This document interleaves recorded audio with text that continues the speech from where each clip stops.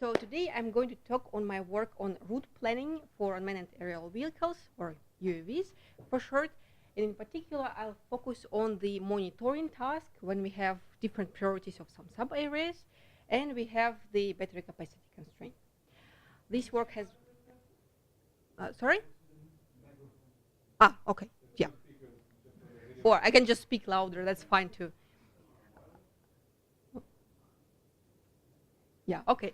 So anyways, I'm going to talk about monitoring with UAVs with capacity constraint and priorities. So that's the key thing.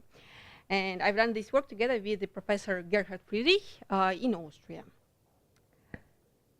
So I guess for all of you, it's not a secret that UAVs are gaining popularity in like a number of domains, starting from goods delivery and going to construction site surveillance. And the reason for that is very simple. They're cheaper than the alternatives, and they are very easy to deploy. And therefore, our idea was to use this team of such UAVs to assist the rescue team during or in the aftermath of the disaster. And needless to say that the up-to-date information is very essential for rescue and rescue operations. And sometimes it's not possible to gain it from the ground because, for example, there are some damaged buildings or there is a fire or something else. Therefore, we want to use the aerial surveillance.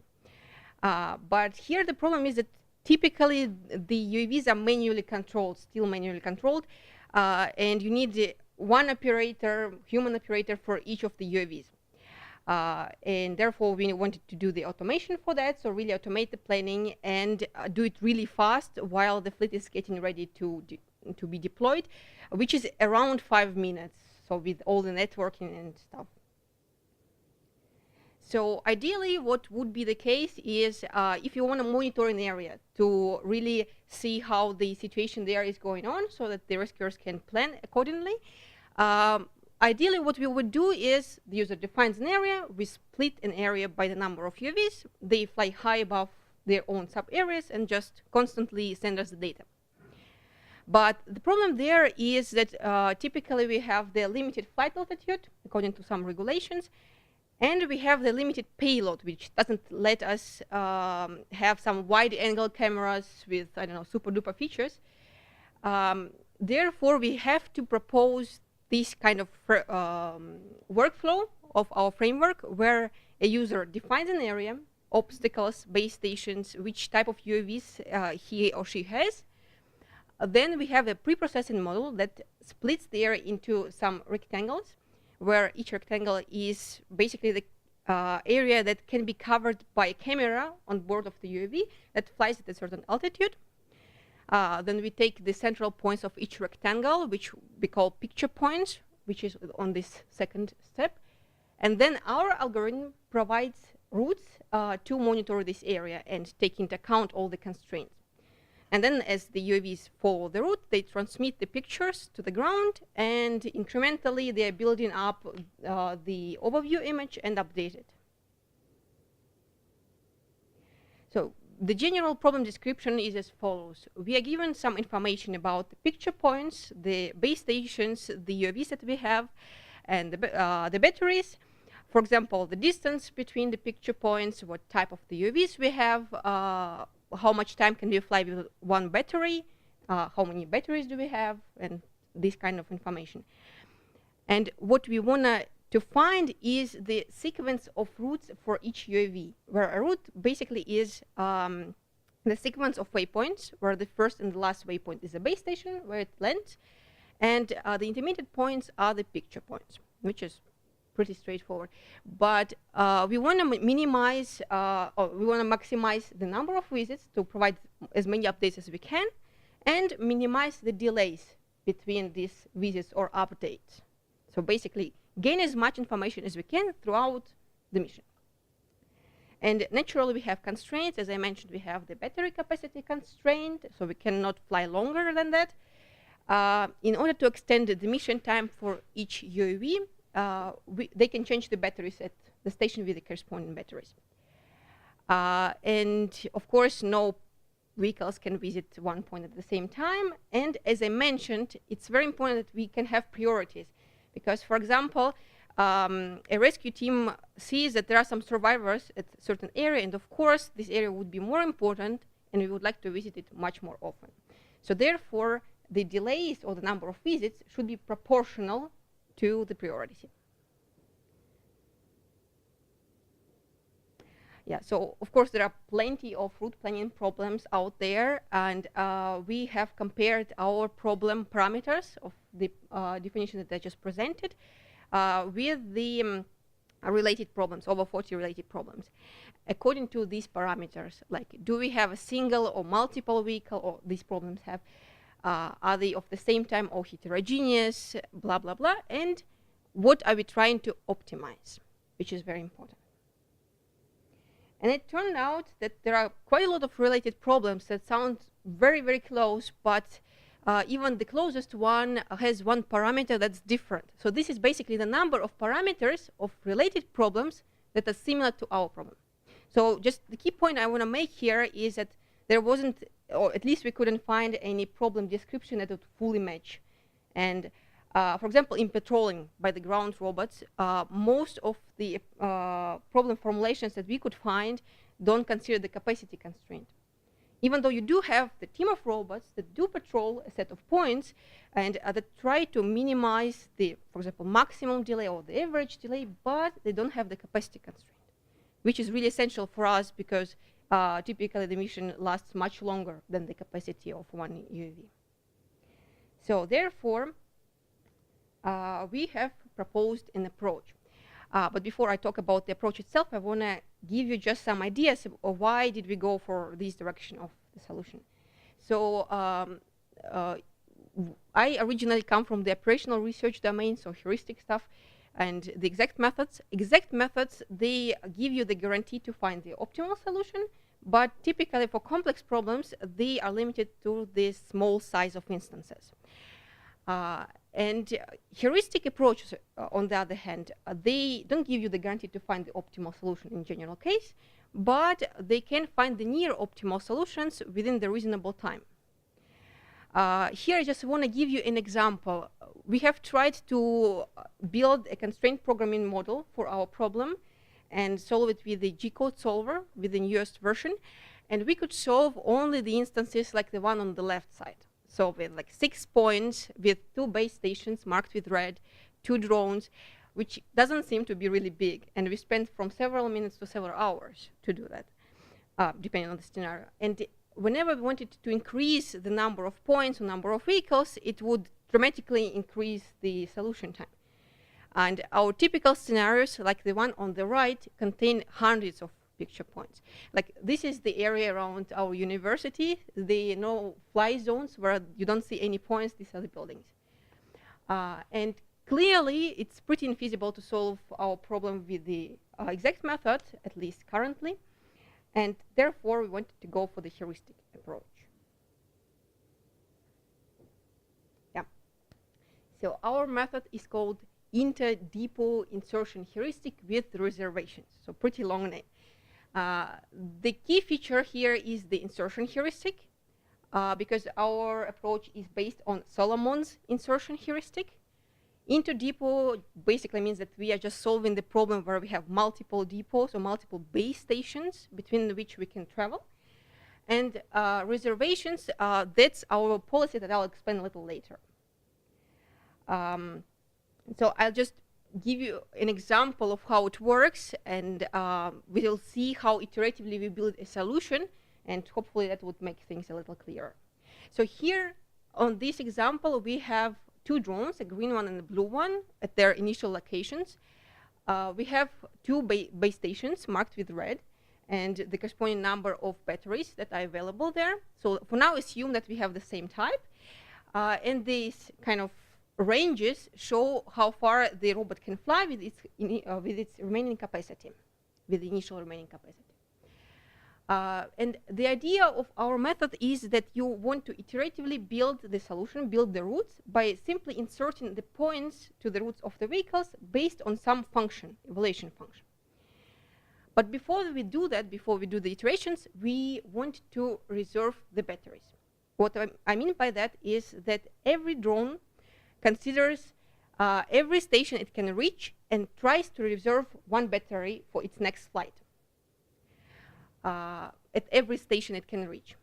So, for example, in this case, the blue one with its range can fly to both stations, and we would reserve the battery there. And the green one can reach only the base station at the bottom, so we would reserve a battery there.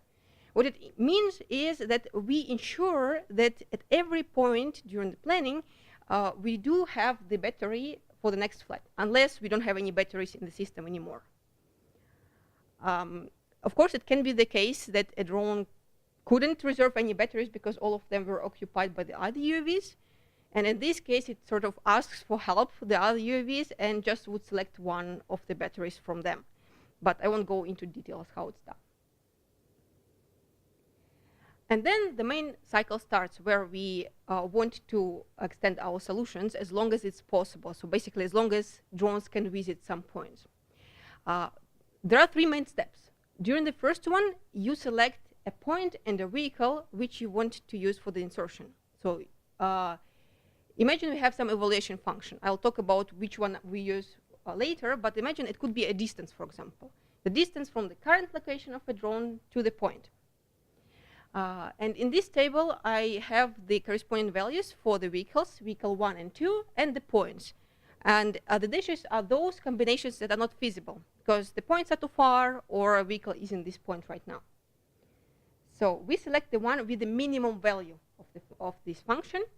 And then what we do, we perform the insertion. So in this case, we said that vehicle 2 and point 3 have the smallest value. We insert, the drone moves there, and of course the range also shrinks because we used some battery capacity. And because of that, we can see that we cannot reach the base station number 2, and therefore we need to update the reservation. And basically we just remove this from there. So I won't talk then too much about how do we do the evaluation function, but the key feature here is that we have the weighted sum with three main parameters. The distance from the current location to the point, we have the arrival time of the vehicle to the point, taking into account its previous points that it has visited before, and the last visit time of the point. Oh, skip that for now. So just briefly about the results. When somebody is developing a heuristic, then we need to show two main things. How far are we from the optimum, and how well we can perform on the large real-life instances. So in order to show how far we are from the optimum, as I said, we managed to do the constraint programming model of the problem. For several instances, we tested it, and we are on average 4% far from the optimum. And of course, since it's a heuristic, it's much faster than the optimal solver. Then, since we couldn't compare it on the large instances to the optimum, we compared to the patrolling strategy on a subset of instances that are generated in such a way that a patrolling strategy would be optimal for our problem. So it's only on the special cases. And here we are 11% far from this optimal strategy on the largest instance. So I won't go too much into detail because I don't have much time. But if you're interested, I can tell you more about that. And the key feature here was to check if we can deal with the priorities. Therefore, we have generated 60 scenarios with random point allocation and 48 based on real scenarios that we have tested. And 3 priorities up to 8 vehicles, up to 800 points. On the left side, you can see the delays for 3 priorities, so the corresponding priorities for the real-life scenarios, and on the right with the random point allocation. Basically, what it shows is that you can see that clearly delays are proportional to the priorities. So because the high priority is twice as small as the medium and 3 times as small as the, or shorter as the low priority. And the other thing that we checked here is we have solved these instances without any priorities at all. So all points are important. And then in the ideal case, the average delay would be equal to the delay for the medium priority, because then high and low, they kind of balance each other. The 100% mark on these delays, that's exactly where should be the average delay, and when we don't have any priorities. And as you can see, the medium priority delays are around that time. And I should also point out, we have tested it also on the clustered environment, where points are clustered into clusters, and it shows totally the same performance.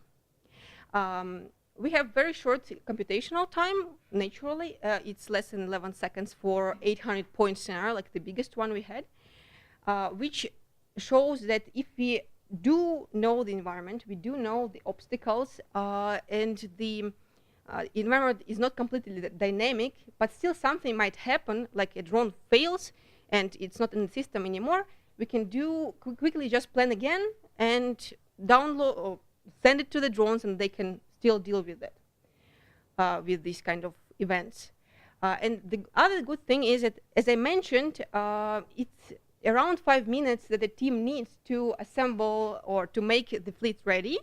And therefore, in the rest of the time, you can apply any improvement meta heuristic that you can come up with. We have tried the variable neighborhood search in our previous works, and it does improve the quality. But if you don't have time, naturally, you just can use this. So, and just to conclude, our main contributions is that we have considered this very important, as in our opinion, problem, which is pretty practical, and we have developed the constraint programming model for that. There is a solution method that runs very quickly, and as we see, the future directions to extend this planner is, first of all, to consider the connectivity, network connectivity, because we assume that it's completely ideal. We can reach the vehicle at any point, but it's not the case. Then we assume that the batteries are just simply switched, because it takes quite a while to charge them again. And that would be nice if you can take into account where they are recharging, if the recharging capability is there. And the coolest part about that is to go into the totally heterogeneous fleet when you have fixed wing and quadrocopters. And if you have fixed wing, you can do the surveying, and the quadrocopters can be relay nodes in the network to improve the connectivity. And yeah, then you can play around with that too. Yeah, thank you very much.